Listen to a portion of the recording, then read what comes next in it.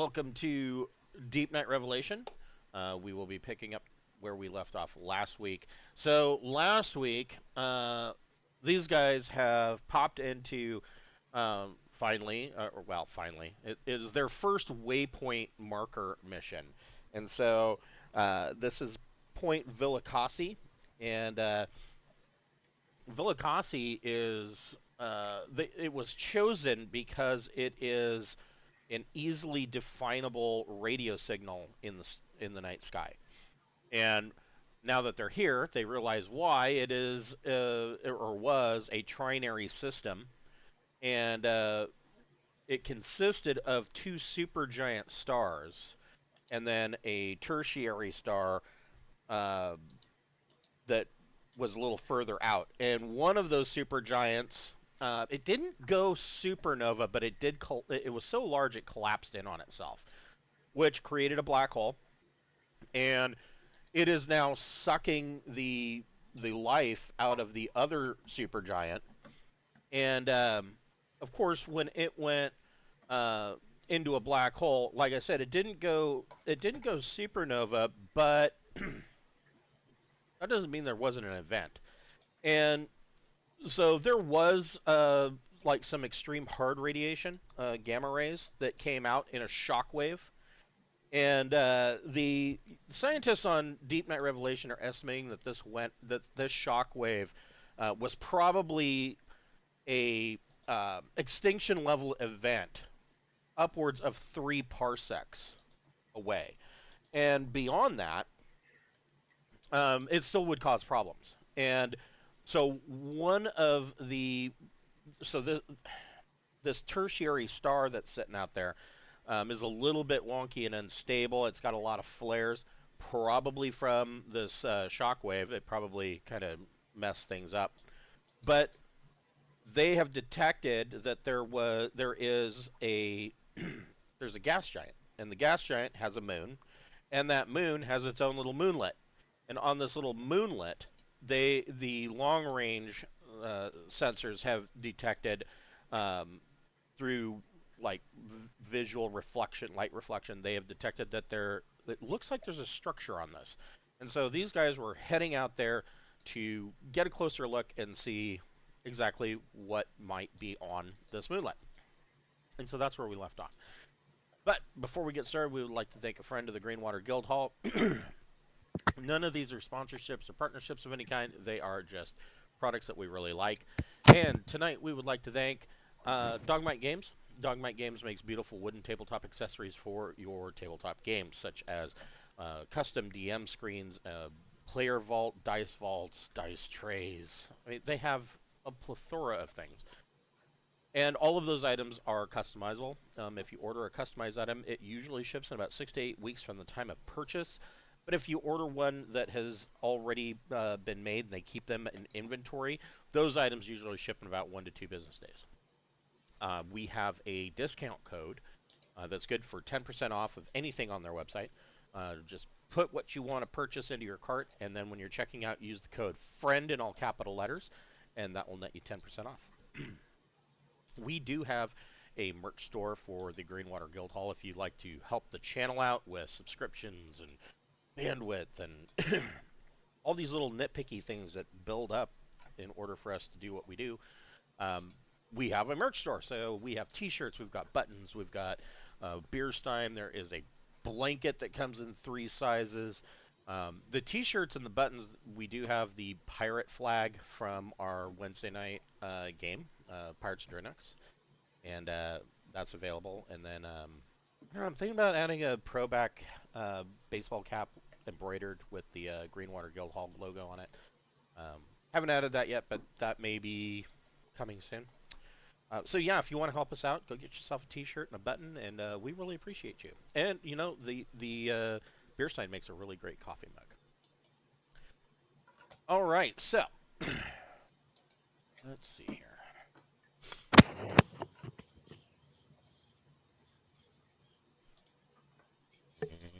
Get to where I was at. I excuse how I sound tonight. I'm still stuffed up. I'm a lot better than I was last night, though. That sucked. Okay, so yeah, you guys, if I remember correctly, you guys already launched and are en route to this moonlet. Am I correct in that? Or is there something that you wanted to do before you left? Anybody? I don't. Nothing I can think of. Yeah, I mean, we got our general crew, right? Yeah. And we brought Gandalf guy, Right. Yeah, you brought David Anderreich, the space wizard.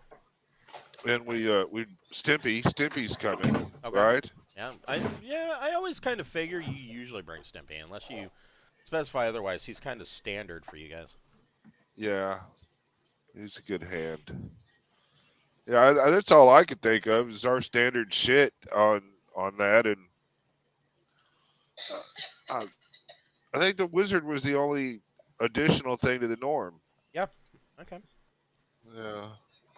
So as you guys Over- are getting closer, and of course you left ahead of of um,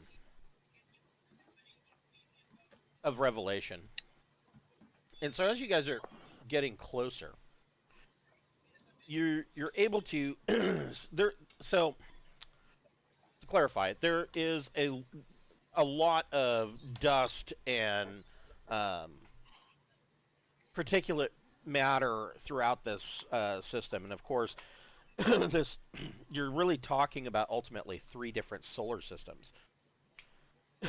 Excuse me, and this particulate matter has made visual contact exceptionally difficult, and sensors, because of all the hard radiation in the system, sensors are um, not necessarily spotty, but they're not as clear as they usually are. And so, as you were getting closer, you're getting a better visual cue of what this world looks like. And so, like I said, there is this small gas giant that that Deepnight is planning to use for refueling purposes. And there is this moon that goes around it, and then that moon has a moonlet around it, and it is that moonlet where they detected that reflection of light. But the moon itself, as you get closer, you are seeing basically what this looks like. You are seeing that there is an atmosphere, Trippy. and Nice. it is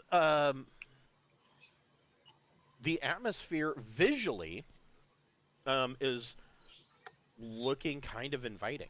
It's like a greenish blue. Well, is we're not detecting any kind of comm chatter, radio signals, waves, any kind of. I mean, no kind of. Absolutely nothing. The only audio that you are picking up, um, aside from the small craft that are usually launched as soon as Deep Night comes in, of course, there's that. But if you filter those out, the only audio that you are picking up is the sound of this, um, quite literally, world-destroying black hole. Okay. Okay, so that means it has fungus among us. Uh, Well, you don't no. know. Yeah.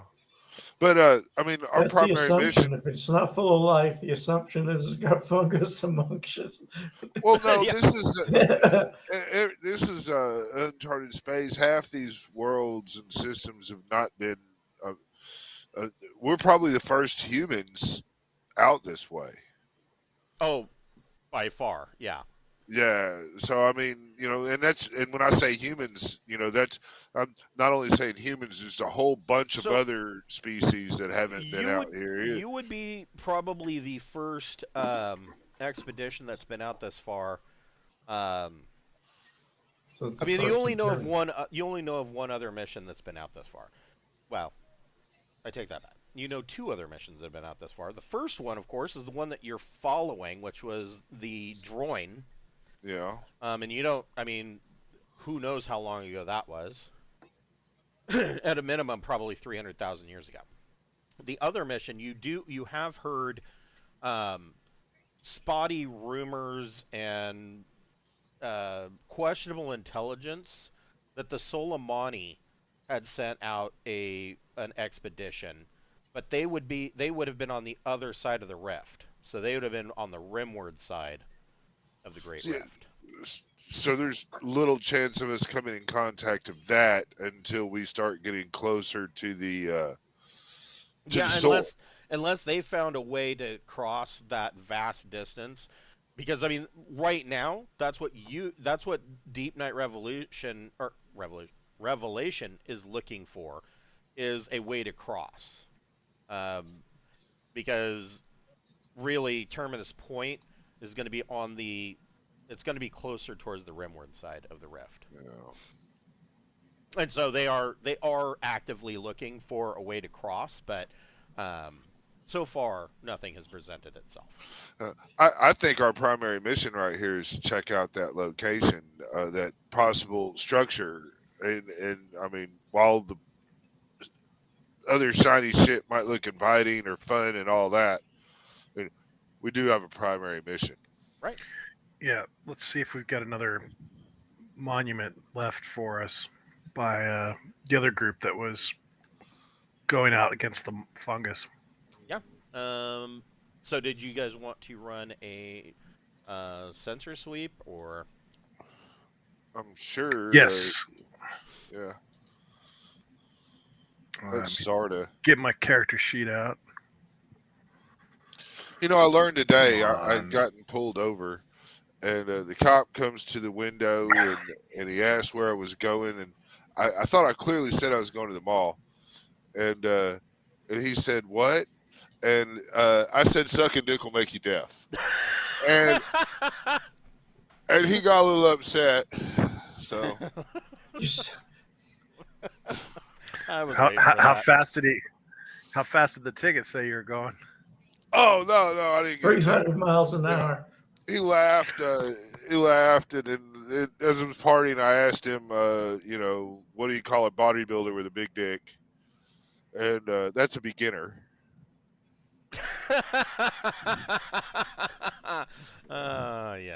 Yes. Call a bodybuilder with a big dick. A bodybuilder with a big dick. All right, Beginner. I got A beginner. He's just starting. Yeah, he's not on the roids yet. Yeah, it'll shrink up. Give him some time. a 12. Okay. Hey, So- that's pretty confident of you there. So That's All not my generation. That wasn't part of my generation. right, yeah. So you run an active scan kind of on this moonlet, and this moonlet, well, you discover a couple of things. The first thing that you discover is that it looks like this moonlet was captured as an outside body, probably, a couple million years ago.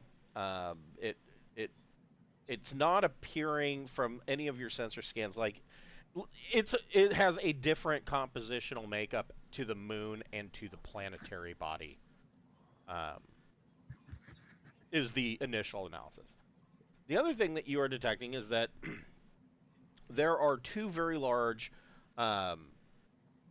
impact craters on this moon, and in one of them is where these reflective surfaces are bouncing back. They are deep craters with a very flat surface on them at the bottom, and the reflection that is coming back is off of what looks to be, as the sensors are coming back and kind of making sense of this, it looks to be two fairly small structures.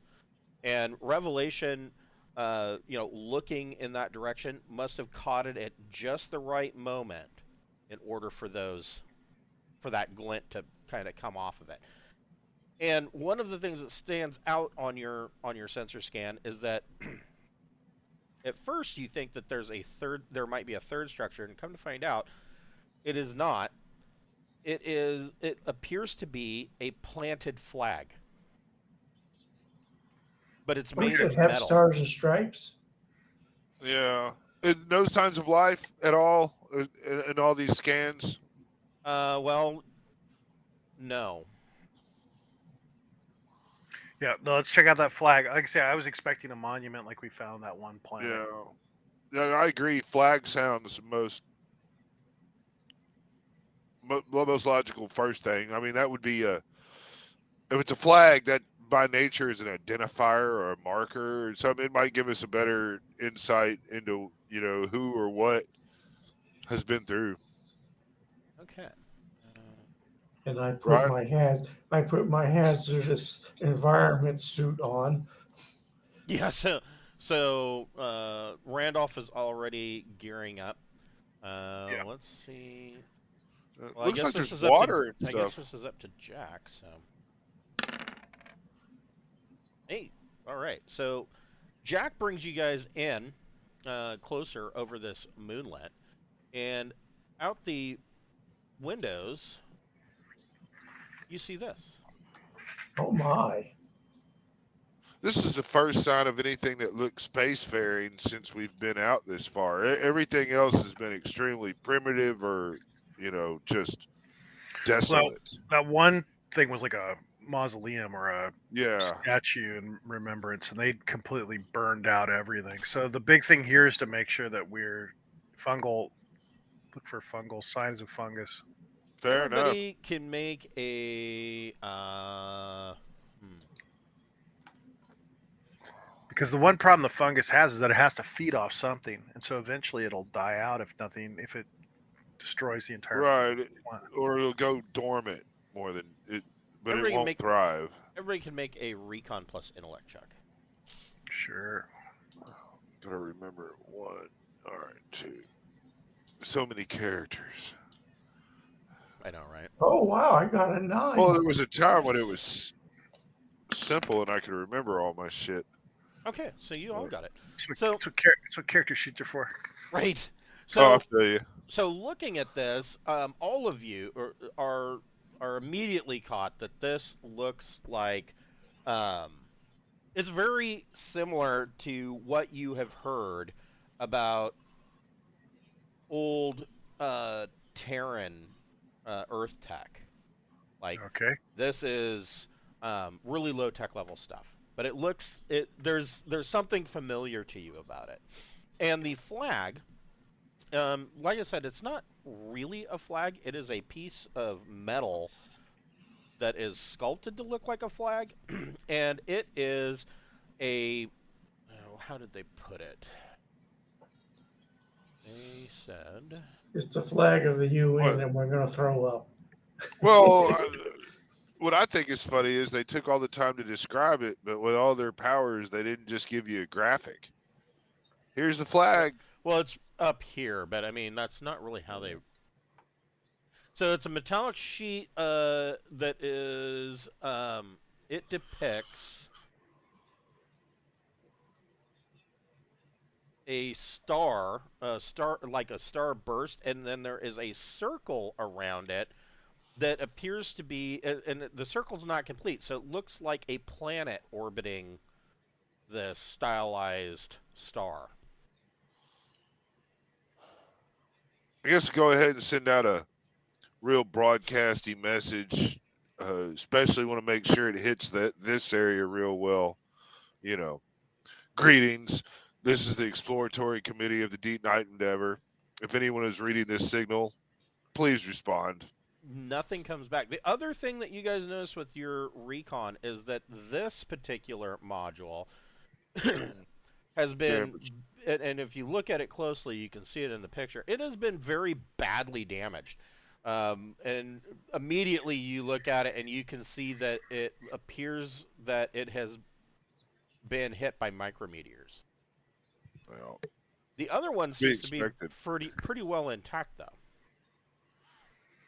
Go check skeletons. well, I mean, Get the flame rifles and let's check this out. Okay. yeah. Gecko's got dual laser rifles now. Yeah, well, Yeah. I mean, it's not going to help if we're inside the building. So It's in a big Just- crater, though. Just melt the building. Can we land inside the crater with Yes, you these can. structures here? So yeah, you can, and that's the third thing that you find is that there are impressions in the dusty surface of this crater that have been there for eons of what looks like the landing craft that had dropped these things off. So it's safe to assume that there's not really any weather going on here. No, there's no atmosphere here at all. This moonlet is a barren rock, Okay. very much like our own moon. So yeah, anything that we go out in has to have vac suit capability. Oh yeah, yeah. You Oh, yeah. this is not shirt sleeves weather. But I mean, is there oxygen? I mean, is there oxygen in the environment? Don't know. Can I do sensor scan to find that out? Yeah, I'll let you do another sensor scan. I mean, we're currently landed in the crater, right? You can be. Let's see. I think that makes sense. I rolled Yeah. poorly. So Jack is in the process of setting the Desinex down. Because there's no air, we can't use flame rifles. That's correct. So But you got a 9 on that. Yeah, it's So- pretty shitty. So you do scan this one does it has been cored. It has numerous Oh, I was talking about oxygen in the crater. in the crater no. Like, is there an atmosphere? Oh, okay, yeah, Yeah. that was I was trying to figure out if there's an atmosphere. Okay, yeah, no worries. Yeah, and it picks up that this one has its structural integrity is compromised, and so there would be no atmosphere inside. However, this one, the readings come back that there is atmo inside. As far as, well, I mean, it hasn't degraded. can you give me a distance from where we've landed to that intact structure, please? Guesstimate. It doesn't have to be. Yeah, you're probably. I mean, this crater. I mean, it's big, but once you get a ship in here and a couple of prefabs, you're probably talking about 30 meters. No, it's probably about 130 meters. Cool. I'm going to go ahead and do a life detection, which will reach out to distance. And distance would be anywhere between, up to 5 kilometers. Yeah. So if I make this easy check, in theory, which is a 4, when I have a +4 to the roll.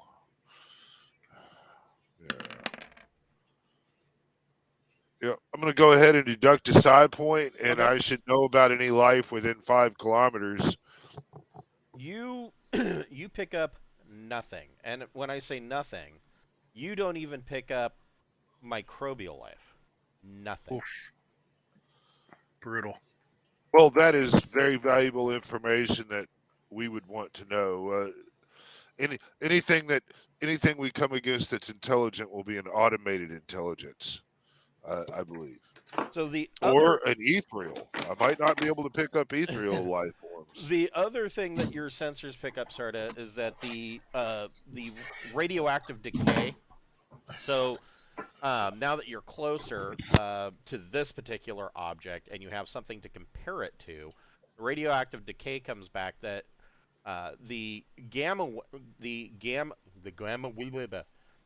ray wave from that black hole's creation happened about 800,000 years ago, and the estimation that the computer's sensors are coming back is that it took about 3 days to reach this target. But I mean, if we do believe these are Terran designs, though, that would No, you don't believe that they're Terran design. Gotcha. They are familiar to you Yeah, okay, of things that you've heard about Terran designs. gotcha. Okay, but I mean, that's still timeline-wise, that wouldn't work, right? These are Right. that'd be, yeah, okay, no Right? problem. Yeah. No, this happened, but in the span of course, the universe, only 800,000 years ago is nothing. Fair enough. Geiger counter in the area, is it safe? Radiation levels? The radiation levels are safe. Yeah, you're not going to step out and immediately take hard radiation. You're not. Yeah, You're far enough away from the black hole that you're not in threat of that. I've got a Geiger counter. No worries. Let's All go right. check it out. Let's go. Does the gecko work in no atmosphere? It should. It's electric. Do we need to create a second? Do we need to create our own airlock for this door? We don't know what the situation is going to be on the other side of it. We may want to create some form of airlock before opening that door. That door looks like part of an airlock. It looks like it's part of. It looks like it's part of an airlock. Doesn't mean that this door here is not open. Right. Fair enough. Yeah. That is a very good point. Yeah, I mean, eyeballing it, that looks like an airlock. Yep. But without knowing, I would feel more comfortable if we could set up our own airlock to open that door. I would think that you would have a survival airlock. Some kind of bubble thing. Yeah, in your kits. If just for hostile boarding. Oh, I mean, if it came down to it, we could park the Dresnex really close and just kind of extend our little docking tube out and do that. But God, that's just kind of going with it. That's like having sex with a hooker with no condom. I mean, let's screw up once, yeah. Yeah. Let's just set up a bubble on it. Gift that keeps on giving. Yeah. Let's just stops giving. So let's just set up a bubble on it. Yeah. Okay. So you so who wants to make the mechanic plus intellect or education check for setting up your airlock? I think we're all capable of it, but I think Randy's probably the best. Yeah. Okay, so I mean, it's a routine setup. So you get this thing set up and you kind of create an emergency airlock. And of course, there is the problem that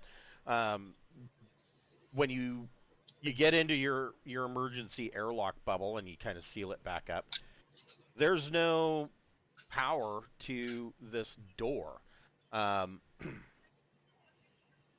But look, there is a window, and looking through the window, you can see that on the inside, now that you're able to get close enough to it, there is a sealed door on the other side. Okay. Let's go ahead and power it up. The doctor needs to heal himself. Can we? I'm sorry. Can we jack? Our doctor needs to heal himself. Can we jack power from the gecko? We've probably used the gecko to tote the bubble over here. That's and everything. True. If we could just jack power from it to power up the lock, we'd probably be able to go right on in. Okay. So who wants to make an engineering power plus intellect or education check? Sounds like another thing for there you go. Nice. So Randolph kind of hooks up the jumper cables, and he has to do some tinkering because obviously they're not using an industry standard power port. It might be industry standard for them at the time, but it's nothing that he's ever seen. But it's close enough that he's able to fiddle around with this thing and get it plugged in and powers. Bare wires. Yeah, right. Get some duct tape and a couple paper clips. Yeah.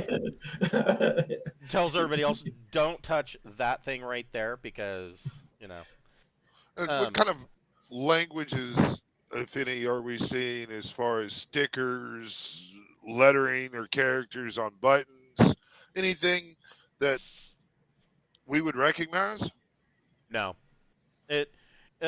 You are able to look at stuff and recognize. I mean, there's signage. So as soon as the airlock door opens up, there's what you would expect: racks for hanging vac suits, things of that nature.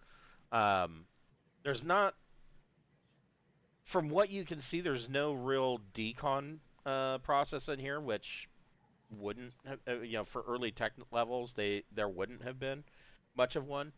But you see like the racks that have some vac suits.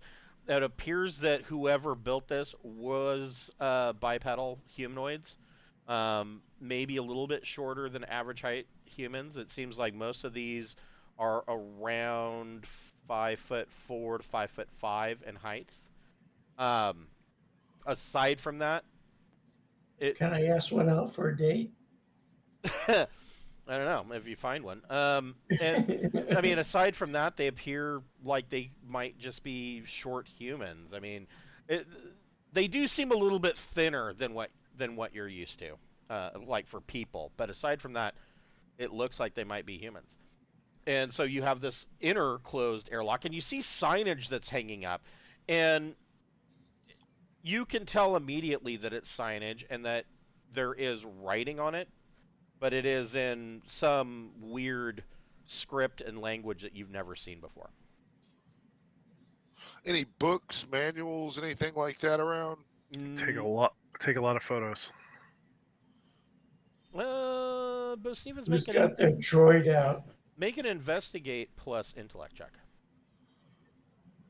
All right. I wonder what my investigation is. Well, you know what? I'm not really an investigator type. Anybody else? What are we looking for? Books? Investigation. Yeah, books. Yeah. Stimpy's got investigation 1. But yeah, you could have. Oh, there you go. Yeah, try not to lean too much on the NPC if I can help it. So but Stevens brings up like looking around. And he's like, try to find a book or a manual or something and start a kind of.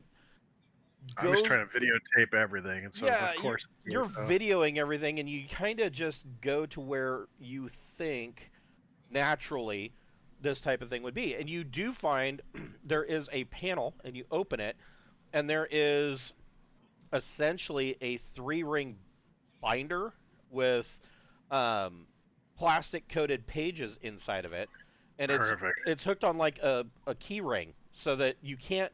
It's on a key ring and a pull cord, so you can't take it with you. It's attached to the wall, but it appears to be some kind of technical manual. Gonna go ahead and cut the little cable on that. Okay. Hand it to Stimpy and tell him to take this back into the Driznex, and if you can't, if we don't have the program on board in order to do that, take detailed scans of it, send it to Deepnight and Ever, and have their linguistics teams start getting on this language. Well, why don't we look to see if there's any pictures that might help us figure things out? Well, I figured, I'm just sending him off to get this going while. Well, no. But before we send him off with it, why don't we look through it to see if there's any pictures that might help us immediately with what we're doing? So sure. So yeah, there are some diagrams. And essentially what this is this is a service manual for 2 things. One, the airlock, and just kind of looking it over, you can tell that this basically is an emergency procedures kind of manual. You guys probably have these all over the ship, every ship you've ever been on. And the other half of it is a tech manual for emergency procedures for the vac suits that are hanging in the airlock. Okay. Cool. All yeah, right. that take this information to and time is of the essence on getting us, some kind of answer on what language this is or anything that we can get. We need to get if we're going to be investigating these sites, and if all the sites are kind of tied into these same people, being able to read their shit or having a translation, we need to get that going now, because that takes time. Right. Yeah. So Stimpy takes it. Stimpy takes it and books it back to the Destinex. And so you've got this panel. Once Stimpy's gone, you can close the outer airlock door, which will allow the inner door to open. All right. We'll go ahead and begin the process of doing this. I throw a smoke grenade in. As soon as the inner airlock door opens, you're going to toss in a smoke grenade? No. Okay. Flashbang.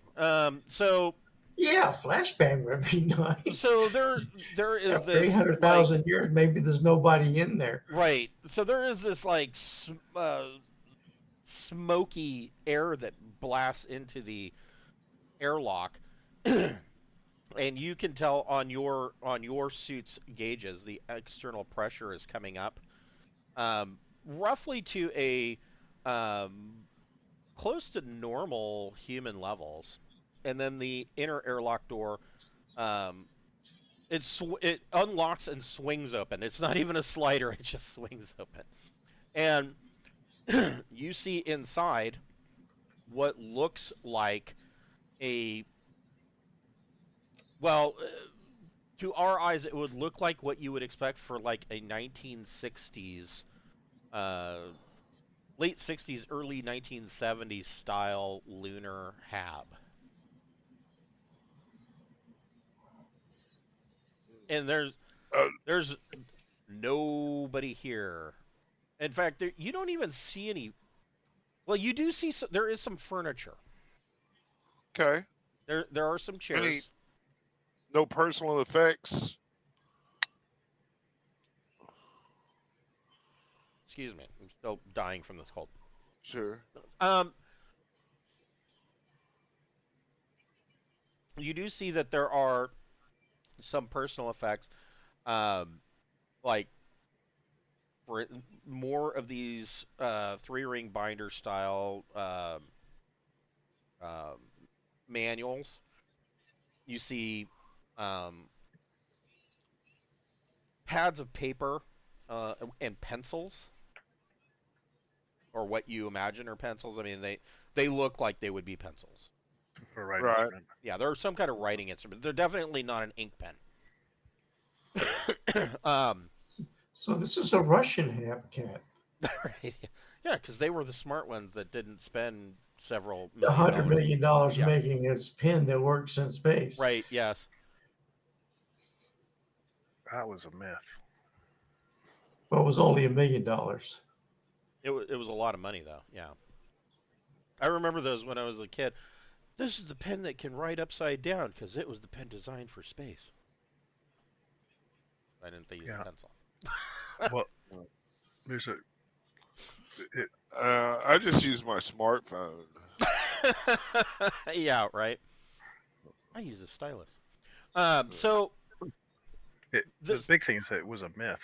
The Russians didn't use pencils in space. Pencils can't be used in space because they have graphite. It's a big pain in the ass. that is the biggest problem. That was the reason. Yeah, that was what NASA said. They're like, can you imagine what would happen if you sharpened a pencil in space and there's zero gravity, and so those graphite filings get out and then they get into the electronics, and you know what would happen then? Complete catastrophe. So yeah, there is method behind the madness. But so yeah, you see that when you initially come into this thing, there is a control center. The central thing, the central section is a control center. And then there is a passageway that leads off to another unit underground, and it looks like it heads in a similar direction towards this one that is torn up. But this passageway, you can look through, the door's closed, but you can look through the window, and this control center is not very big. It's big enough to hold, a large business type desk, one chair, and really that's about it. There's like a rack that looks like it probably, there's a bunch of containers on this rack, and nobody's looked at that yet. But that's about all that'll really fit in here comfortably. And then you look through the window in this door that heads off to the right, and there's a passageway that is sloped and heads down, and the slope is fairly steep I mean, it's not steep enough that you need to worry about slipping and sliding down like it's a water slide, but it is. It's not stairs. It's a ramp, and it's a steep ramp. So what's the gravity on this planet before I go down this ramp? About 0. Well, it's about 0.3 G. Uh, Okay. what's in the containers and stuff? You said racks. So on this rack, you see that there are a number of containers that have soil in them. And there's probably 20 of them, and they're not very big. They're like, the largest one is maybe a foot in diameter. And they all have dirt in them. But nothing growing. No. Okay. Not good. So So we wanna go I down don't know, that maybe ramp? you guys know. So let's say that you're in an environment like this where this is basically hermetically sealed. After 800,000 years, does soil rot away? Or is that all that's left? I know vegetation and whatnot will rot away, but well, the what about- microbes would die, but I don't see why the actual dirt would. I don't think it would What- either. It wouldn't be fertile anymore. No. I think it would No. become pretty powdery. Yeah, certainly become dry. Yeah, that's the other thing. They're all bone dry. Yeah. The other thing that you notice is that it looks like this rack, it's kind of like a metal rack, just a utilitarian metal rack like you'd find in a shop. And there They are two went to shelves. Walmart. There are these two shelves, and they have these containers on them. The top part of the shelf has a tube that's going over it that looks like it has tiny little spray nozzles on it. But everything is bone dry. Yes, please. I happen to be skilled in hydroponics and shit, which is the closest skill I could think of to being a farmer. Yeah, that hydroponics would work. I make yeah, a hydroponics plus education or intellect check. All right, so this will be They a were 2. growing weed, but they ran out of water. That's some of the best weed in the galaxy, man. Well, I was just thinking if this is a growing rig, It is. which what it So- looks like, I would be able to identify it and look at it. You look it over and you determine a couple of things with a 10. So yes, this is I guess you could say this is a hydroponics setup. They were growing stuff. Your estimation is that these are experiments. They're probably soil taken from the moon down below you. I say below. I guess you're in orbit around the moon, so. But it's from the moon, the one with the atmosphere.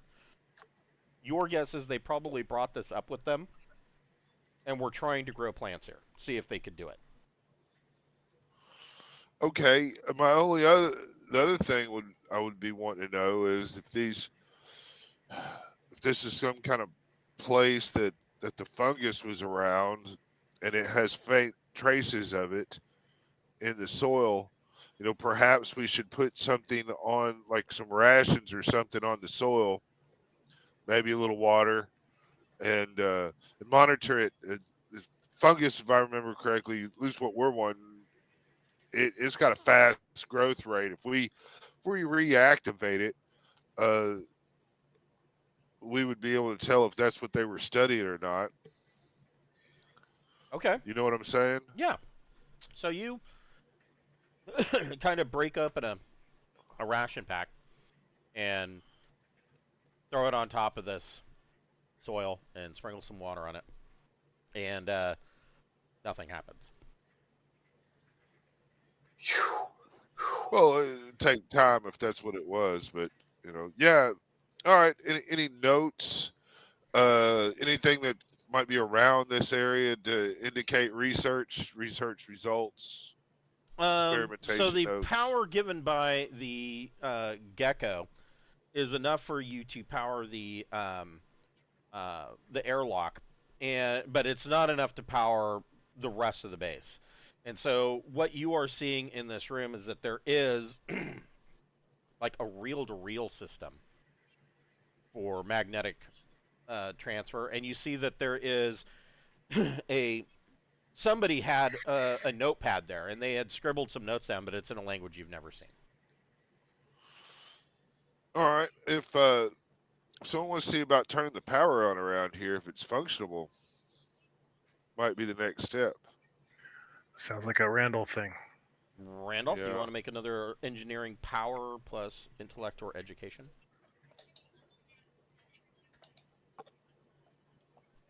Okay, so Randolph, you do find a An on button. well, you find more than that. You find a bunch of analog gauges, and essentially, and they basically so you find like 4 analog gauges. There's a big lever switch, and there is a green light and a red light. Both of them are off. And according to what you're seeing on the analog gauges is that whatever battery that this base was drawing power from is zeroed. Is dead. Yeah. I get 0 voltage, 0 ampage. Your estimation looking at this thing is that it appears to be some kind of large dry cell array. Oh man, we can do even better than that now. Right.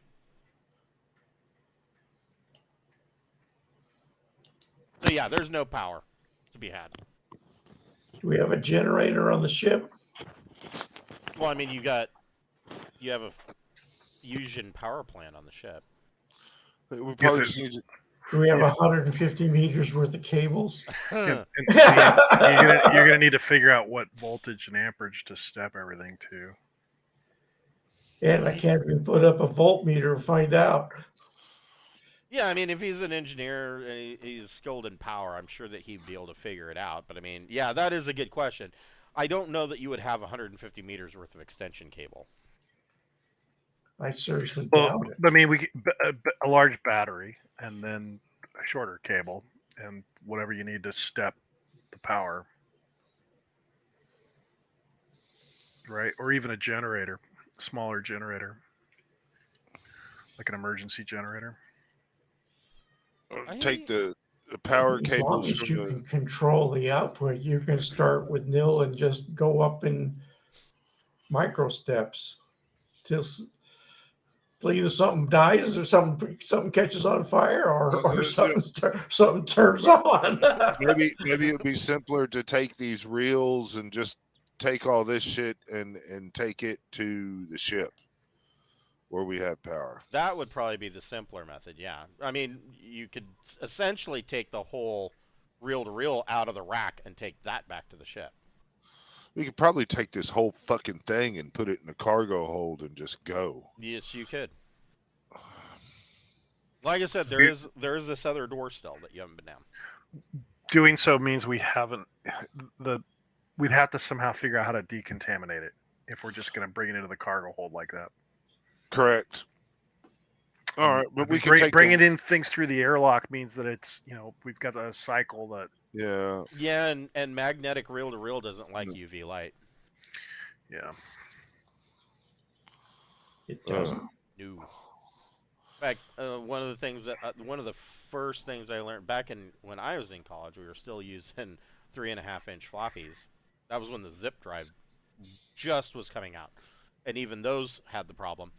Is that in the summertime, I was always told by our professor that you keep those in your backpack or in a shirt pocket or in the inside jacket pocket because you don't want them to get direct sunlight because UV light will flip bits. So what you get off of that when you get home may not be the same as what you left with. So. All right, well then that suggests just can we plug it into the Gecko and run a reel-to-reel system and just I mean, if it's just It's just like a little movie projector. I mean, we could just need a flat surface to play it Well, on. it's not. It's not a movie projector. These are magnetic tape drives. This is raw computer data on here. So All right, is we'll have to 1600 put. is this 1600 BPI? We'll figure it Probably. out. We'll figure it out later. Let's put them in a let's put them in some sealable containers Mhm. that protects them from all the UV light, and then they're just sealed up, and then we can create an area in laboratory conditions to safely open them up, manipulate them, and then decontaminate ourselves as we leave that area. And then if we don't find anything fruitful, we can just chunk this shit Okay. without ever. You see what I'm saying? We can just box it up right now and take it with us, and it's safe. And when we get it to the Deepnight Endeavor, where we have laboratories and all kinds of shit, we can deal with it there in Okay. a safe, controlled environment. Or if that's acceptable, then we still got another door for somebody to open. Be sure to check the pressure on the other side of the fucking door, though, because you don't want to open a door. Explosive decompression is always a good time. Yeah. So yeah, no, the pressure is the same. It has had nowhere to go. Now, Well, in my head, I mean, 800,000 years is a long time. In my head, there is no such thing as a perfectly sealed system.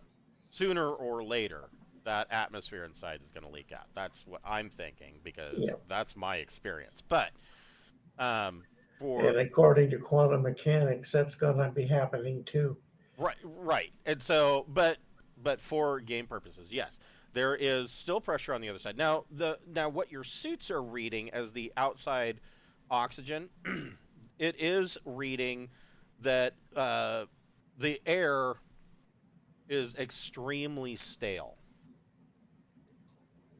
Now, the other thing that Randolph figured out is that these batteries are mostly dead, but the whatever atmosphere was pumped in here last is what's in here now. There's been no circulation, and it's just sitting there. Yeah, I see no reason to get outside of our bag. I mean, there's no reason to try to breathe this air. None at all. I mean, I'm we not going might. to take anything off, that's for sure. Yeah, we can check the levels and see if we think this was air that had did the oxygen run out and the people leave, or was it just left this way? You are reading a good O2 nitrogen mix. All right. Any argon? Yeah.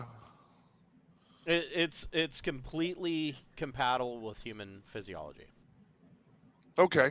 Well, then I think we should just open the other door, and if nothing is outstanding there, we just move on to the next site with our. If I knew the chemical composition of the size of those dry cells, I could probably compute the voltages. You'd have to go down and find them. Yeah. Probably behind this door. Sorry, I'm having cat-related technical issues. The only thing I could think that Mine's would be a danger to us, because I got a brand new bag of salmon kibble. Oh, nice. I mean, the only thing immediately around it I think could be a danger to us would only be like robotic type threats, or I'm not sure if my life detection would pick up the undead. So zombies, vampires, that's probably. I won't be able to warn you that, but there's nobody laid in wait to do it. So, I mean, I think we're fairly safe. Yeah. Who wants to open the door? I mean, I'll open it. What the fuck ever. So, you crack the door open, and there is this ramp. And this ramp is probably a good 5 meters long. and it like I said, it's at a steep slope, and then at the bottom it levels out. Well, I guess we need to go down the slope. Okay, so you Right. Want me to throw a Kim light down there? Oh, Or we we got just go turn flashlights on flashlights our. on? Yeah, we got flashlights on our. Just turn the lamps on our vac suits on. at the bottom you find these leathery like eggs. No, so, so you guys glump down this ramp, and you get to the bottom, and you see that this is a yeah right. You see that there's this long hallway, and then at the other side there is a sealed door, and it look through the. I mean, even from here, you can see that through the window, you can see that there's yet another ramp on the other side. The door on this side, the door that leads into this hallway is open on your end. At the end of the hallway, it is closed. On when you first immediately come into this hallway, there are on either side of you 2 bunks, and you can see that they're hanging up on the inside of these bunks are some photographs and like some notes that have been scribbled down and things of that nature. And each one of these bunks on each side has a single locker that it looks like whoever, top and bottom shared this locker. Go on and open it up. So there, you open it up again on the inside. You see some pictures, and so you get some images of what these people look like. They were vaguely humanoid. They wouldn't pass for humans. Their eyes were large. Their foreheads were you could land a 747 on their forehead. They looked a lot like Lester Holt from Dateline, but their eyes were really big, and they were hairless. A little bit of scales, but not completely scaly. Not like they may have evolved from lizards, but they from what you can see in these photos, it looks like they had a leathery type skin with some scales on them in places. Hairless. Well, judging from the photographs, what you already know, it looks like they were maybe 5'5". Yeah. 5'6", 5'7" would have been considered tall. Probably egg layers. Maybe. Yeah, that's where I draw the line. Is I don't do it with egg layers. You know, that's kind of disgusting. It's crossing some lines. So, and hanging in these lockers, Somehow I don't think you're going to get a hybrid. hanging in these lockers, you can see that there are, like standard crew jumpsuits, like you would find on board your own ship. A speed suit, just single zip, pockets in the shoulders of the arms and on the breast of the suit. I mean, if you didn't have pictures of what these people looked like, you would guess that they were probably humans. Okay. I don't think we should open the door on the other side of this hallway. I mean, that is obviously to the other container. Now, I mean, the container is not sealed. The other one, it's so got big this holes section, in it. you've got bunks here and bunks here on the right and left side. There is then a hallway that goes to the left and a hallway that goes to the right. And then on the other side, it's like a T-junction. On the other side, you have another 2 set of bunks. And then that closed door at the end of the hall. All right. Well, so I guess you want to go left or right? I think if we'll go right, we'll go connect with this broken in Yeah. thing Let's on the just surface. Well, no, double check. you're estimating that if you go through the closed door at the end of the hallway and up the ramp, it's going to come out in this busted up one. Yeah. So let's go right. That's what somebody said. Everybody make a recon plus intellect check.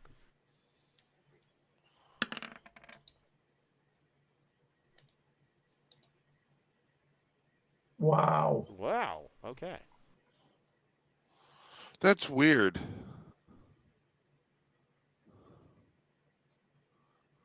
Oh, What's no, it's not. so Nothing.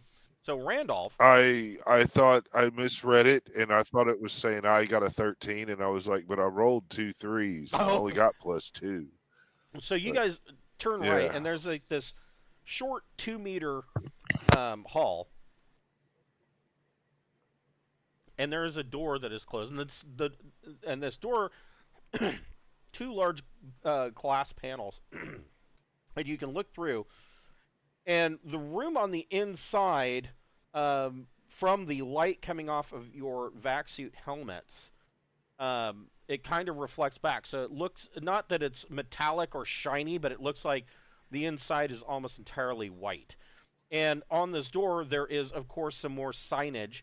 But Randolph looks at it, and immediately, Randolph, you look at it, and you think that that signage looks like a warning.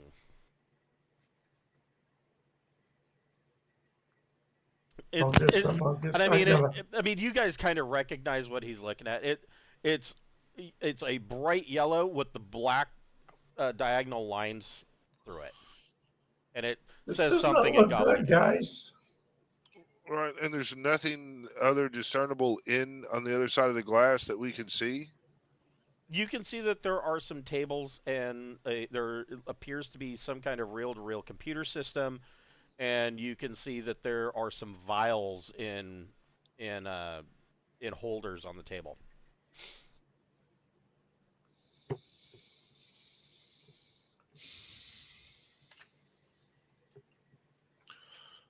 I don't know, man. I don't know if it's worth endangering ourselves to continue to go in. Search that way. No, I don't Well, think I mean, Yeah. so. but we can check for what would be dangerous, right? I mean, we have Geiger counters, which are not, to my knowledge, Yeah. detecting anything.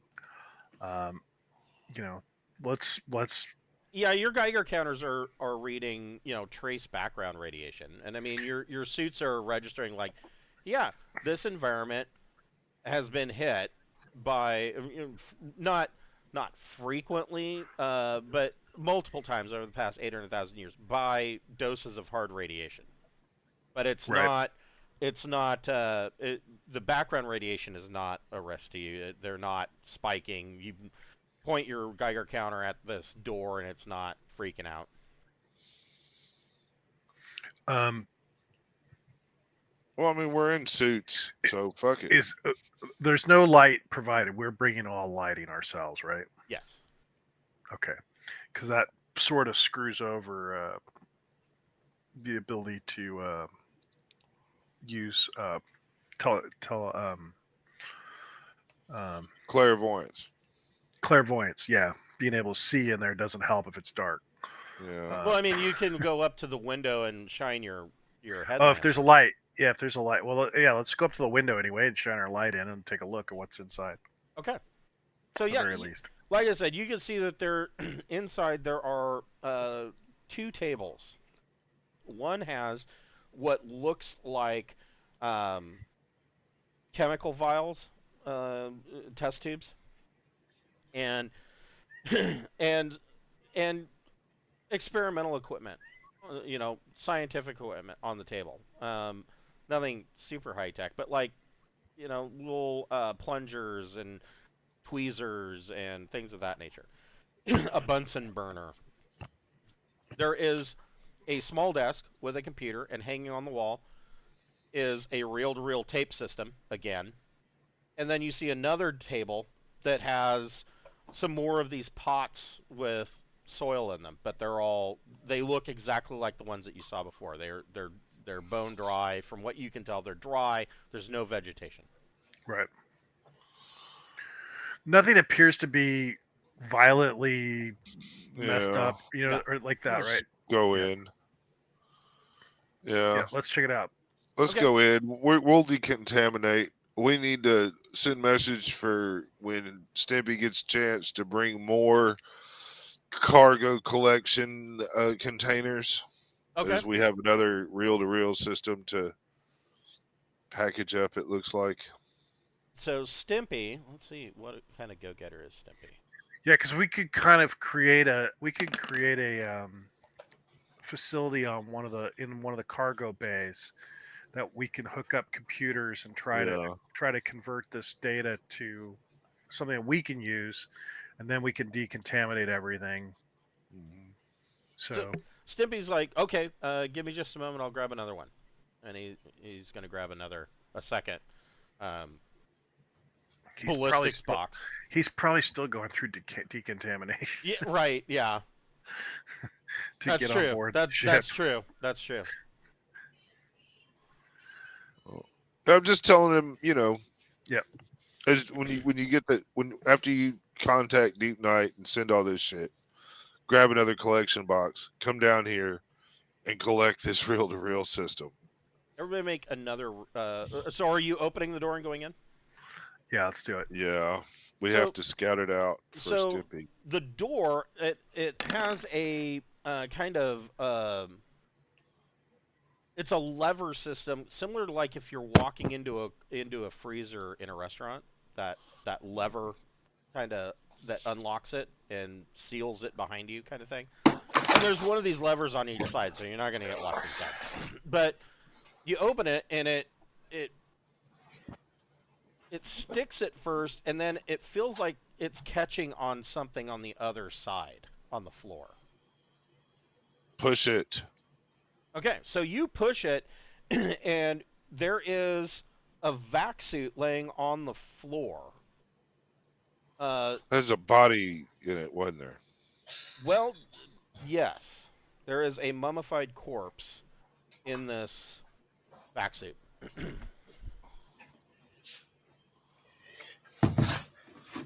Well, I can get a DNA sample, can't I? Yes, you can. Yeah.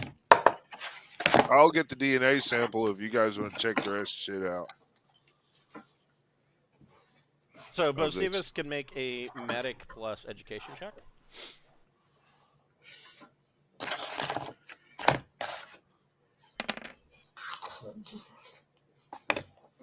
10. So Bocephus, you open up your med kit and you, I assume, well, to get a DNA sample, you're going to have to take a glove off of this thing or this mummy, whatever, or the helmet, whatever.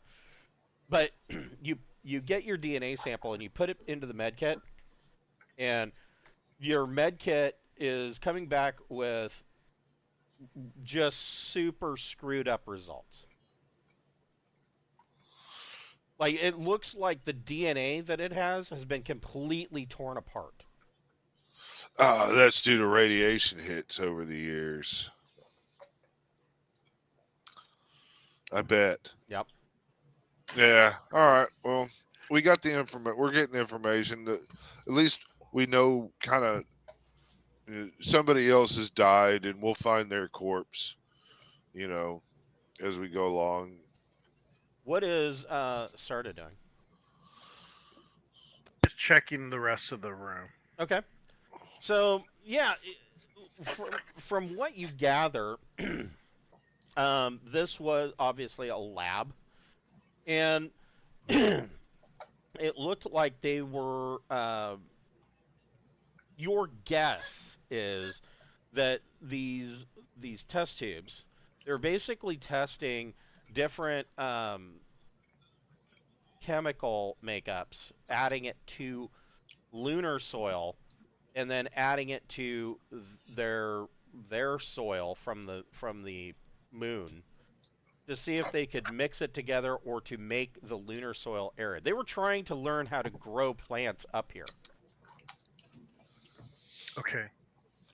Probably your guess is probably that they were thinking that the next step, if they could figure this part out, the next step would be like an underground hydroponics using actual lunar soil.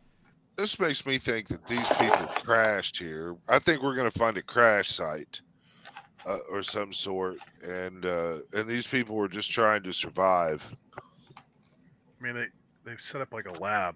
Seems like doesn't look like a crash to me, right? I mean, it looks like.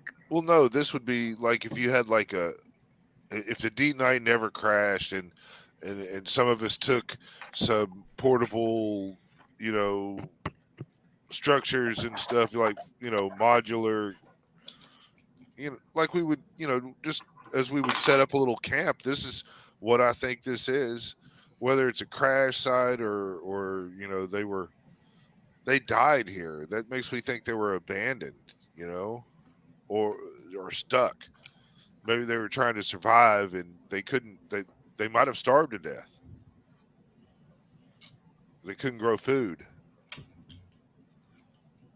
I'm Now just we know what guessing happened here. to I mean, Space 1999. we don't know, but I mean, it's what it's kind of looking to me like they were trying to figure out how to grow food with the soil they had. Every time somebody brings up Space 1999, my brain immediately goes to the scene in Galaxy Quest where they're bringing up the people on Gilligan's Island. Oh, those poor people. Where they think that it's a historical record that somebody really got trapped on this island on Gilligan's Island, and yeah. So yeah, I mean, you've got this lab, and the only other thing in here, of course, is this computer and reel tapes, and you're waiting for Stimpy to come back. Yeah. Well, then we have another direction to go. We could have gone left from the T section. Yeah, you can go back the way you came. So the end of this hallway, you see similar signage to what Randolph had pointed out, that it looked like a warning. This looks like a warning as well, but a different kind of warning. Your guess, Randolph's guess, is that this is engineering. Yeah. You guys have all seen these. You've seen similar signage on your own ships. I mean, this looks like, warning, possible electromagnetic radiation, et cetera, et cetera. Don't walk in here if you have a pacemaker, things like that. Yeah. Well, let's see what happens. Door's not locked. This is more of a standard door. And so you walk in, and again, there's not a whole lot to this place, but this room's a little bit different. This room, it is sealed off. The one wall of this is actually a part of this moonlet's bedrock. And the base is like built, this end of the engineering section is built right into this bedrock. And in the bedrock is a metal rack that has been set up that has like what looks like about 100 car batteries. But these car batteries are actually large dry cells. And they're all hooked up with wires going to various coils and things of that nature at the top. Well, he's already gotten a reading saying that the battery power was low. Yeah, they're all Dead. Yeah. And is that pretty much all that's here? There doesn't seem to be any kind of charging generator or power. There is a generator. And it looks like it's probably fossil fuel powered. Well, that's interesting. You got to get the fuel, you got to get the air. Right. I don't see a reason to power this place up. I mean, that just seems like a lot of trouble. No, I mean the data would be interesting. I'm interested in collecting the data. Yeah, and we're doing that by taking the entire reel-to-reel system and putting it in containers and taking it elsewhere to check out, right? Yeah. So if we keep it in a dark sealed crate, we can have the crate decontaminated. The tapes themselves are possibly contaminated, but we can create a contaminated workspace and make sure that everything that goes in and out gets decontaminated, and we can attempt to transfer them to a workable computer so that we can actually analyze.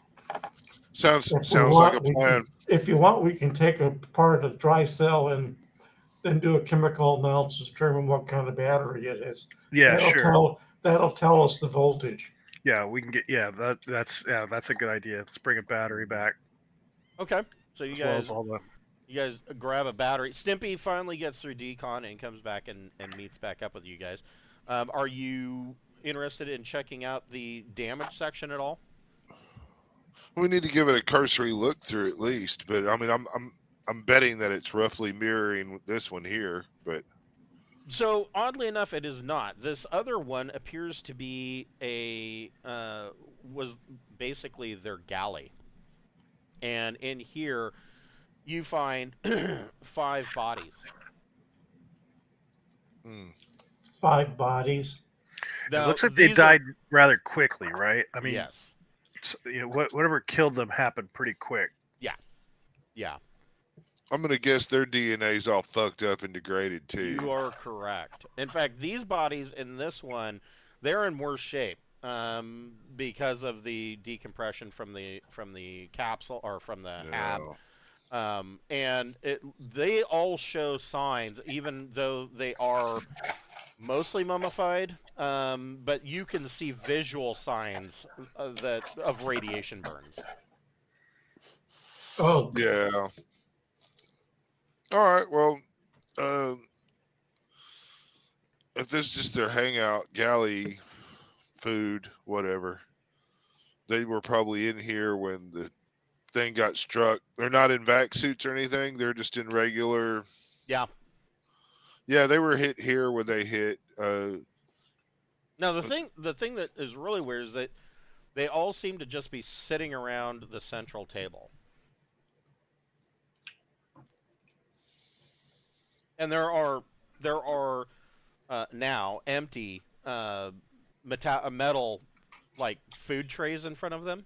Yeah. Like, and they're all just kind of keeled over, laying over these food trays on this table. It's like they were sitting here when they lost. They got hit with this. That's your guess. Like, Yeah. All right. Well, never eat without your yeah, helmet on. we've still got 2 more sites to hit. Right? Yeah. Yeah. So, I mean, I can't really think of anything else that stands out on this. We want to collect the stuff we've earmarked. okay, so yeah, Snippy has loaded up these, the reel to reel, and the 2 reel to reels, and he comments over the comms that on the one hand this place kind of creeps him out, and he says, but on the other hand it's really kind of sad. Yeah. I didn't get the creepy vibe. I thought it was cozy. But Well, you're a dolphin man. Yeah, you're weird. They are egg layers. You think? If they, yeah, well, I'm just being me. I mean, you've got one fairly well preserved mummy. You could probably go over it. Well, It's got a cloaca. Yeah, I'm not that interested. I mean, if they were living, we would talk about breeding practices, but I'm not a necrophiliac dolphin. Right. Well, Yeah, that's for after a few more radiation doses. So you guys get back to Deathanax. And you go through your decon procedure, which 3 days later. Yeah, it takes a while. Where are you heading to next to check out? Well, there's 3 sites. This is the first one, and then the second. There were only 2 large craters. The other crater doesn't have any buildings in it. Okay, This was the only crater with structures in it. Right. And then, of course, there was the moon itself with the atmosphere. All right. Well, then, do you want to go check out the other? Yep. Crater? See what we're looking about. So Jack lifts you guys off, and so the question is, how do you want to? And of course, it's not far. You've probably got a couple of hours before you are in a stable orbit over this moon. But How do you want to just dip in through the atmosphere? Do you want to use probes? What do you want to do? I suppose we Uh, can. Not really an atmosphere to do with, so we just hover right over it, right? No, the moon has an atmosphere. Oh, We don't. Do we even know what it's composed of? Yeah, Not yet. let's dip in and take a reading. yeah. Okay. Go ahead and make a electronic sensors plus intellect check. Sure. You get a +2 to that. Okay. Electronics. +2. 15. Okay, so the atmosphere, not quite as great as it looked.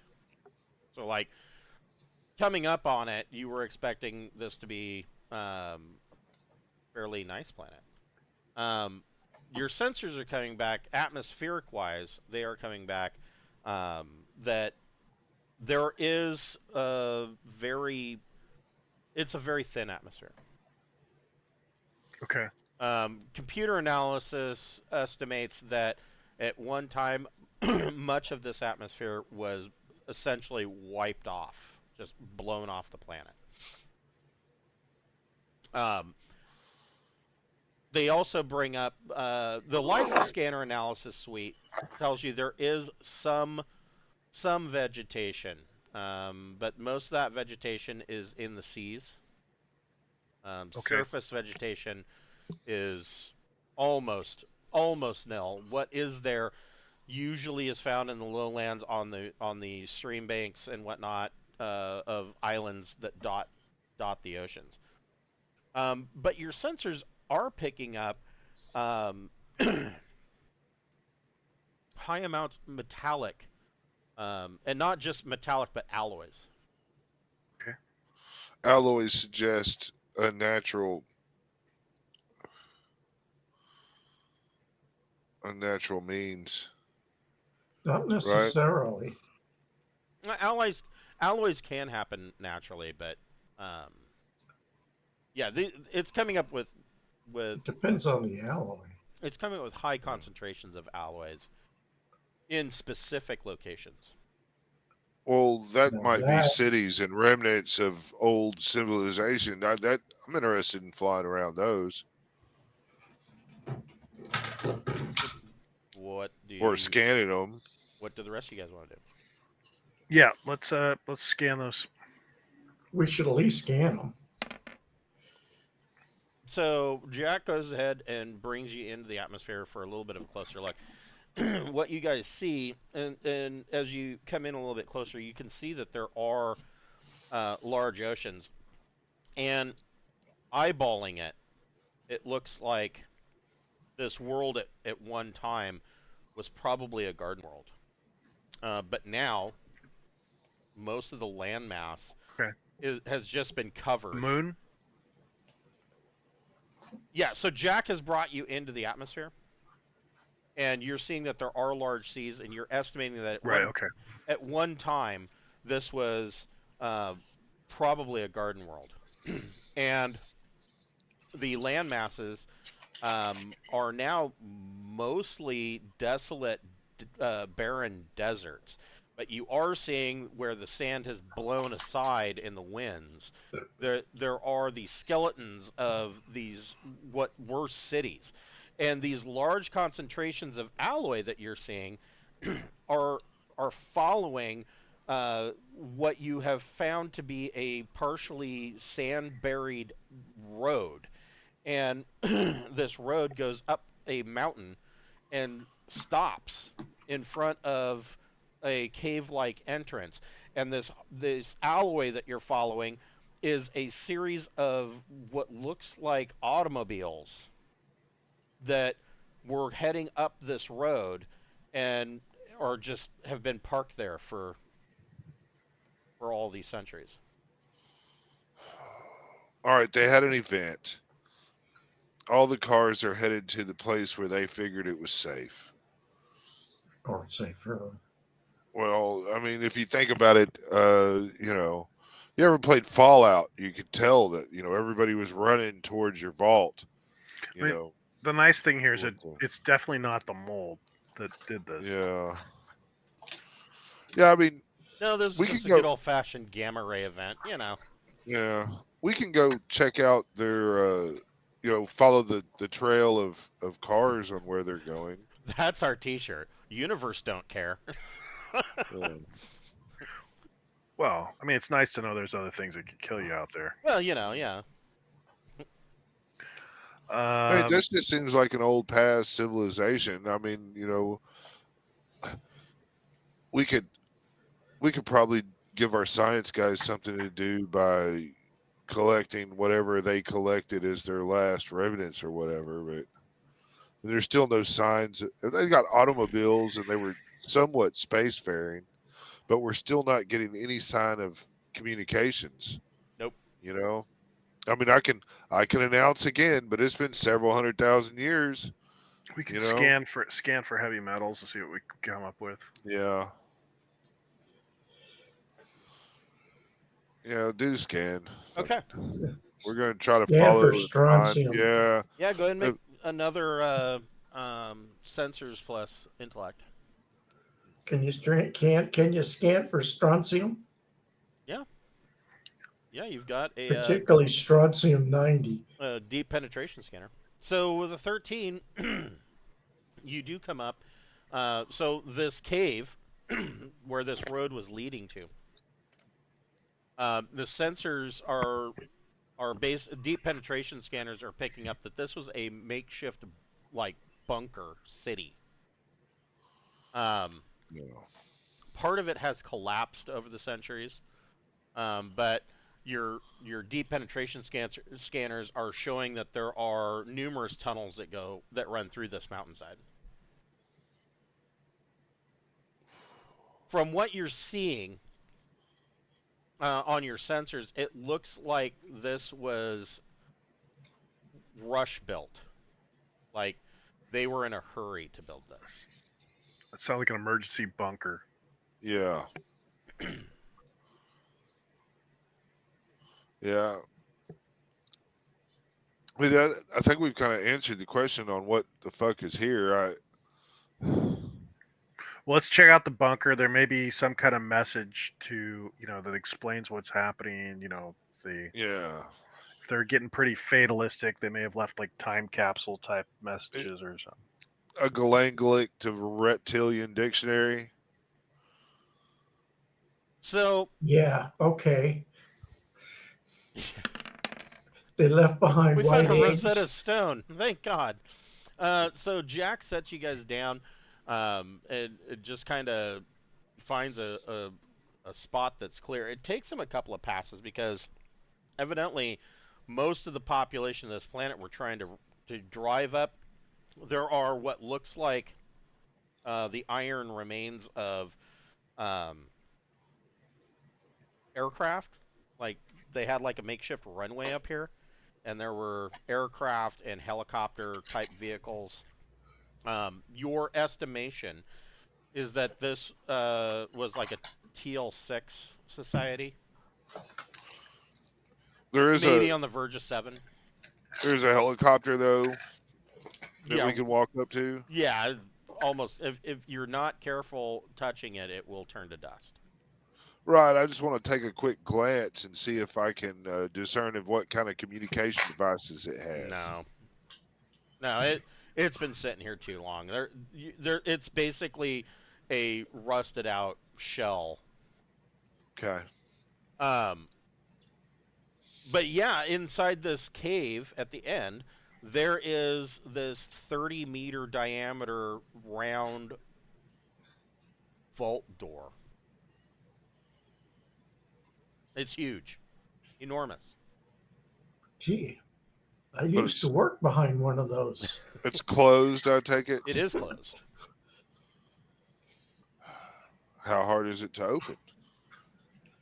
If it's unlocked, it's really easy to open. They're all ball bearings and they're hung Well, really well. It's probably this is probably some kind of bomb shelter, and so It's probably it's not very easy to open. probably collapsed Actually, though. I mean, you'd be surprised how easy, having worked behind a bomb shelter, a nuclear door, they're really easy to open. It's just that they have a lot of mass, so they have a lot of inertia, but they're really well hung, and they're really got a lot of really well good ball balanced. bearings. Yeah, they're well Right, balanced. but I mean, I would imagine it's sealed. You know what I mean? Is They're it usually sealed? sealed, and getting it unlocked can be a problem. Yeah, Is it sealed But though? It's you have to, closed. yeah. Well, you have it- to check to see if it's locked, but usually if it's well, that's what I was saying. closed, That's why I they're was I'll locked. be right back. That's why I was asking as we were saying. But I think also part of the structure's collapsed. Maybe we just go in through that way. That might be a good deal. I mean, these things usually weigh between 5 and 10 tons, but once you get past the inertia, of course, you can never tell. With Man, we so got to get the it. event they went through, the doors could be warped. Who knows? Maybe we really do need to get a fucking air raft. You know, I think it's I available to us. mean- I think they're available to us. we need to put one on the fucking Dresniks, so when we come out to these areas, we can say things like, let's just get in the air raft and try to go in the damaged, broken, open building. But now, see, we can't do that. We have to come up with another way of getting into the fucking. Oh, because you don't have Part a of the grab building's vehicle. collapsed, right? My Pirates game. There are several tunnels in this that have collapsed. Yes. Yeah, my Pirates game. The guys got pissed off about the air raft. Oh. 4 tons of cargo space that they could be using for trade. Oh, right. Yeah. Yeah. Our guys haven't really Oh. complained about that. They've only run into a couple of situations where they looted too much. Well, not only that, we have access to multiple ships. That's true. Yes, the multiple cargo. ships. They can split it up. Yeah. We could just send 10 ships over and get this shit. Right. Well, the problem is it could be Well, months. It It could be months. to Right. do that. Yes, So- that is the one issue. Yeah. Well, I mean, okay. That's an engineering thing to try to get through the door. Do we want Well, to but put let's a lot go of? for a collapsed tunnel. It's easier, right? Yeah, you could do that too. I think it's gonna be easier than trying to Yeah. break Alright, in yeah. a locked door. Okay, so yeah, you guys do find a collapsed tunnel. You kind of partially climb your way up this mountain, and then there is what this collapsed tunnel that you find looks like. It's about a 2-meter diameter, what appears to be a a ventilation shaft. And that allows you to get access into this partially collapsed tunnel that looks like it was a maintenance crawlway. And this crawlway is maybe 1 meter in height. So you're kind of crawling through here. All right, Okay. let's do it. Maybe we can open the door from the inside. Yeah, we can unlock it if we get. Yeah. Let me find you know what I need. It's anything like ours. It's just I mean, if it's a magnetic lock, it's going to be powered down now as everything's drained of power. well, ours tend to be simply rotary Yep. with piston with rods that go in and out. You just turn this thing like a Big, like you a spin ship the big door. thing. Yep. Do any of you guys have survival? Yeah. I don't only have survival, but I have it in a wafer, so I have it at level 2. Yeah, You gotta take your helmet off to slot that. that's true. That's a good point. I do have it at 0. Would it be int based or? Yeah, it would be survival intellect. 9. Nice. Okay. So Good job. yeah, you so sort of basically able to guide you guys through and avoid any major pitfalls, but it takes you about 3 hours. So I've Yeah, got my I- side point back. I You was did get your thinking second. about how to slot. You need to get like a small drone that can change the chips out in your It helmet. just flies around like Just crawls up your body and pulls out the one and puts right the up new my one in. nose. like a gets the wafer. futuristic Perry app that just floats around your head swapping. Well, I don't know about. I thought something that actually crawls in your body would be easier. Yeah, something like that's true. Yeah. have a container with all your chips, and then a way to control the drone to pull out the right one and walk up your neck and slot the right one. And yeah, That's that's almost dystopian. That's cyberpunk, not Traveler. well, but it is the problem of wearing when you put a vac suit on, whatever you've slotted, that's pretty much what you get. Right. Until you can somehow take off your vac suit. So it's something to keep in mind. So Sarda's able to lead you guys through this access tunnel, and basically after 3 hours he finds a spot, and you guys have to spend some time in cramped quarters kind of digging through the rubble. But there was a cave-in that leads down into this internal bunker, and when you get down inside, there you discover fairly well preserved what remains of a completely abandoned city. Abandoned? Wow. Well, not necessarily abandoned, empty. Like there's nobody here. Is there any evidence there was somebody here? You do see, in this underground bunker city, it's big enough where they had like a light rail system, electric light rail system. You see that, like, for instance, the light rail is stopped at a station. Its doors are open.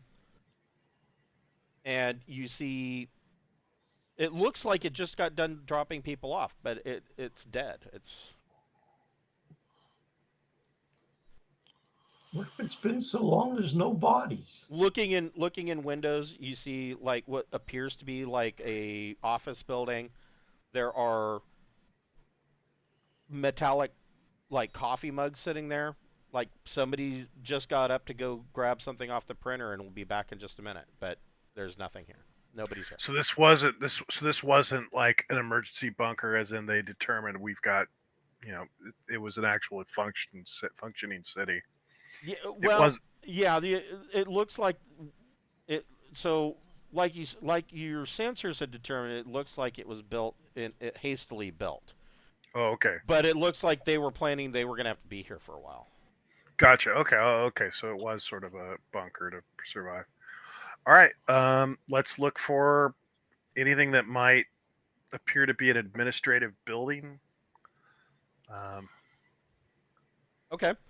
Based on everybody can make a recon plus intellect check.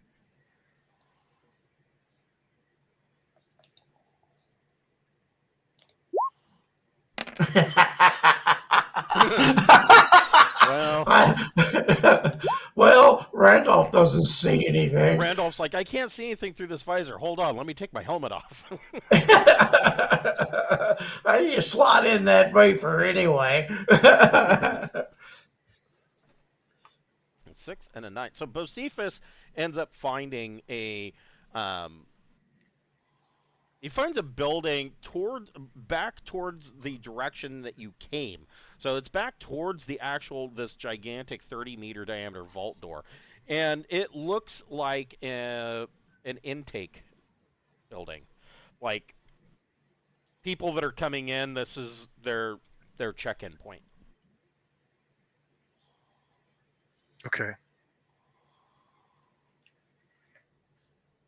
All right. Well, I mean, is it easy enough to get to it? Yeah, you guys can walk right into it. Yeah.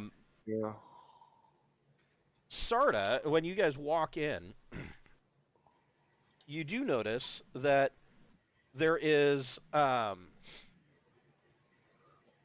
you see something on the floor that looks like at initial glance you look at it and it just looks like a black tinted piece of plastic. Mm-hmm. Closer look, you determine that it is what remains of a tinted visor from a vac suit. And Okay. you kind of see where this thing is laying. It looks like the rest of the vac suit just decayed and turned to dust. There's kind of Right. a dusty outline, and all that's left is this plastic visor. Might want to see if we could go ahead and open the vault up. The vault door, so we have an exit. Yeah, that too. Yeah. All right. And of Well- course, in this building, there is a long desk, almost like a. It's kind of like the counter at the bank. There's a number of open windows where people can kind of filter in and talk to somebody about we're moving into the vault, and where do we take our stuff, and what's my room number, et cetera, et cetera. And behind that, you see more of these computers with reel-to-reel tapes, and there is a back room that leads off to somewhere. This the back room is the place to go. Yep. I wouldn't know. So Bocephus is going to go check out the back room. Randolph and Sarda, go ahead and make another Recon plus Intellect check. Sure.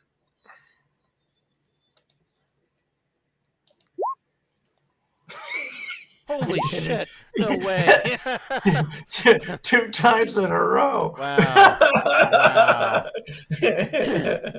Randolph's like, it's getting hot in here. I'm going to take off my pants, too. So Sarda, you are kind of moving through, and your external mics pick something up, like a click.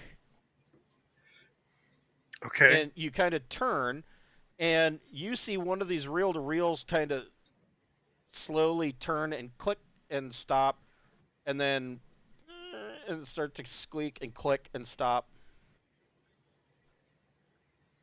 It's trying to run. Yeah. It's voltage there. Some Bocephus, you get to this back room, and it looks like there is. So there are numerous analog gauges on the wall, and there is a big wheel, like a vault wheel, sitting there. I'm gonna turn the wheel. Okay. So you grab this wheel and you start reefing on it, and as you are turning it, you see these analog gauges kind of start to twitch, and then you suddenly hear a psh from your externals. Everybody can hear this. It's super loud. And so Randolph, the one thing that you do notice with your with your double snake eyes, you kind of look up, and you can see that there is a sudden release of air causing a pretty good wind to blow dust and detritus out towards this vault door as this pressure is suddenly dropping, or not necessarily changing. Well, yeah, it would be dropping because it's escape. Or no. Yes, it's dropping because it's escaping. Yes, I was right the first time.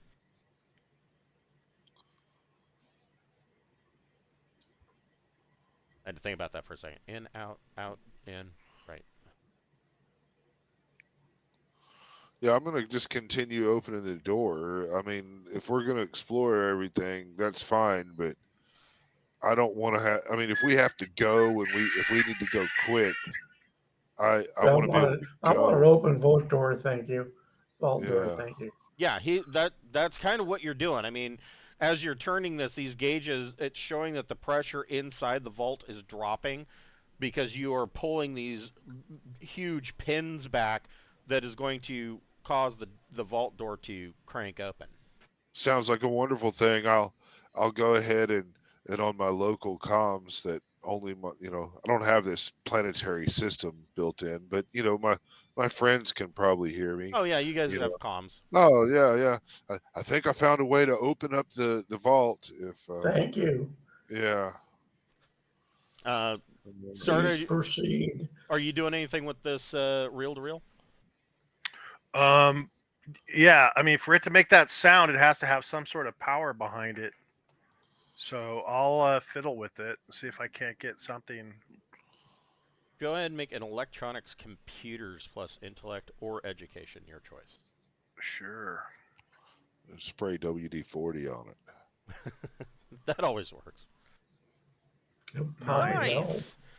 So you kind of fiddle around with this thing, and it is probably correct.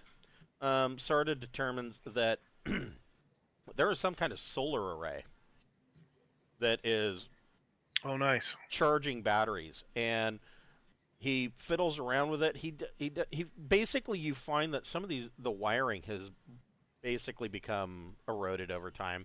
You kind of clean it up a little bit, reconnect wires, and you get this reel to reel working. And it is several of the computers in the place snap on, and there is all manner of information coming out, voice communication and video on these screens.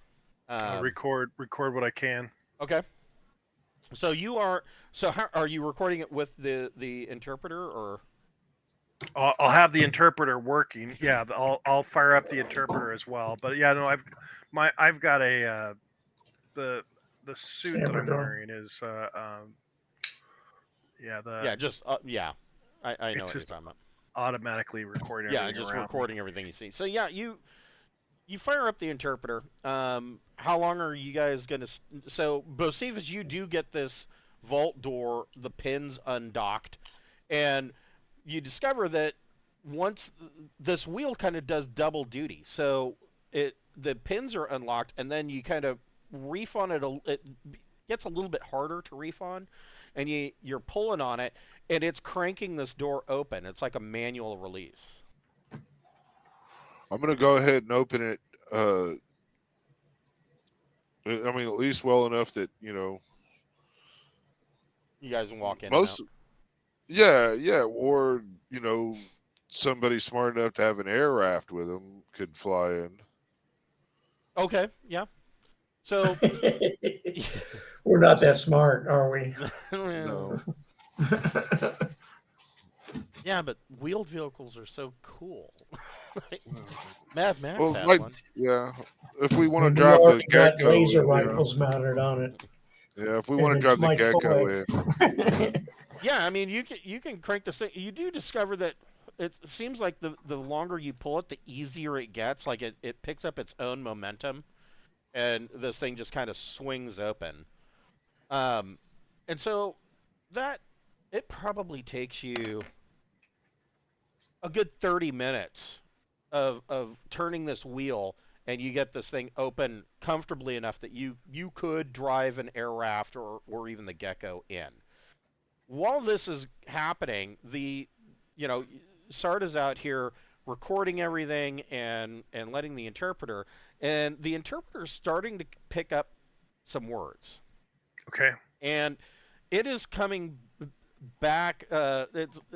It's a very spotty interpretation, but what you pick up is that the people of this world, there is no name given at all. You don't know what the race of these people are, none of that. But what is clear is that they were aware that supergiant star was about to go tits up.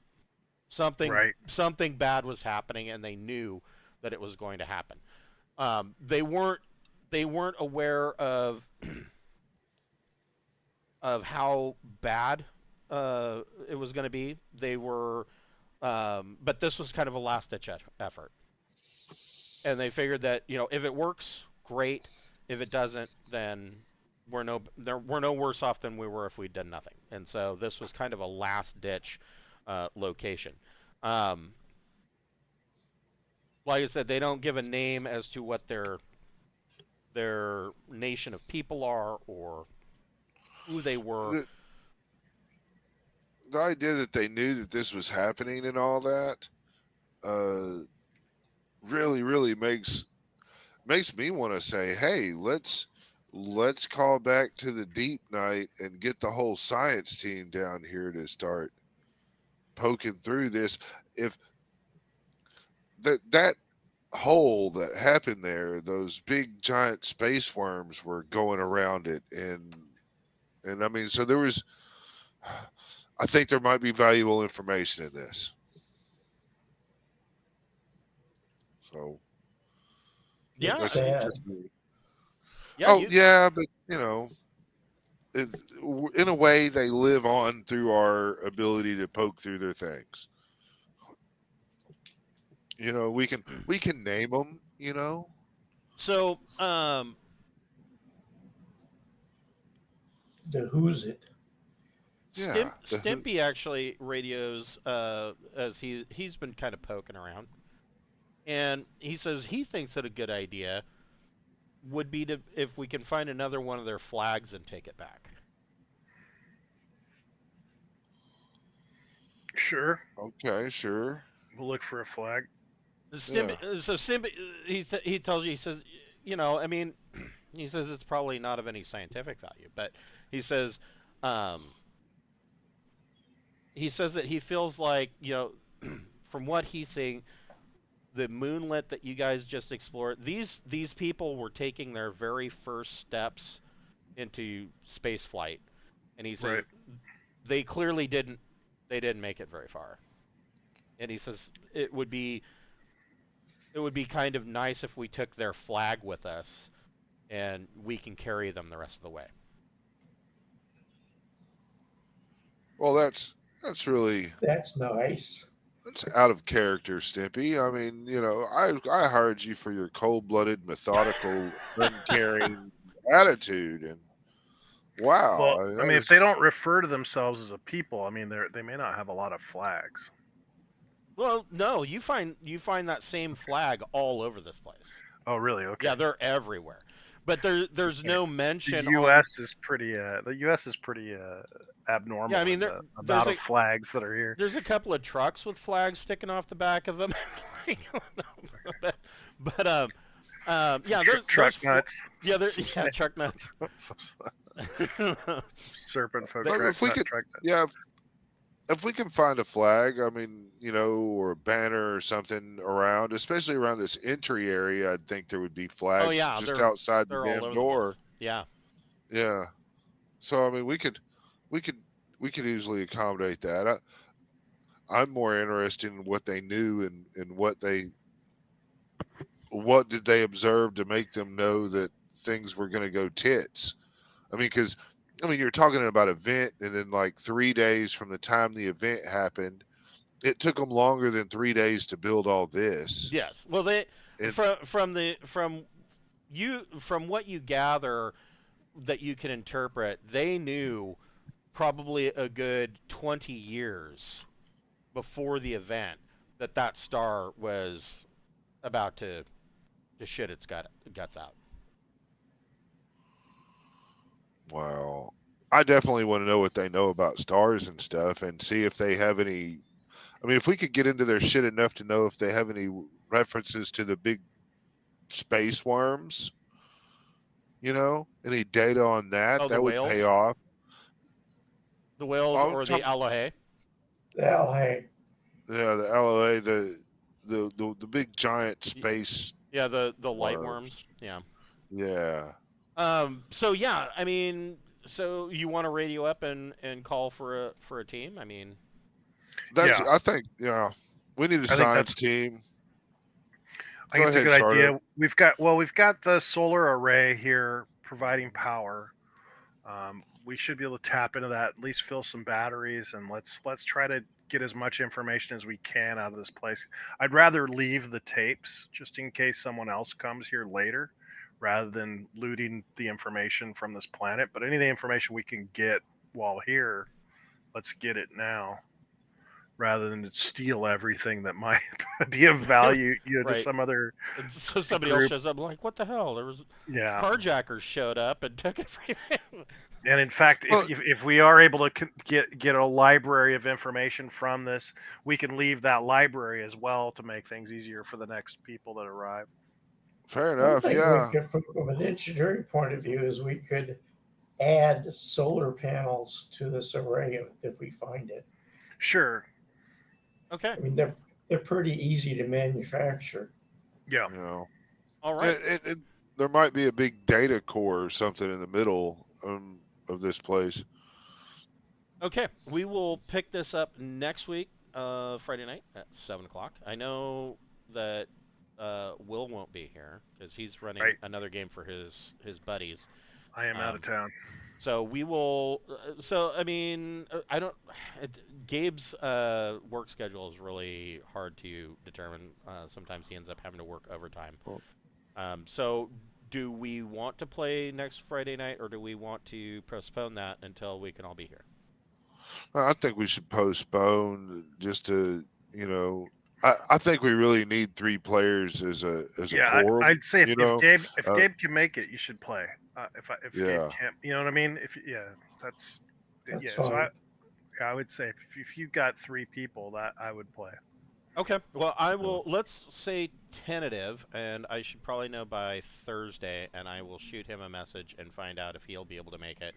If not, then we will postpone next week, and we'll pick it up the week after that. Thank you very Sounds good much. to me. Thanks for coming, Chris. All right. Have a good one, guys. Man. Hope you feel better. Yeah, I'm working on it.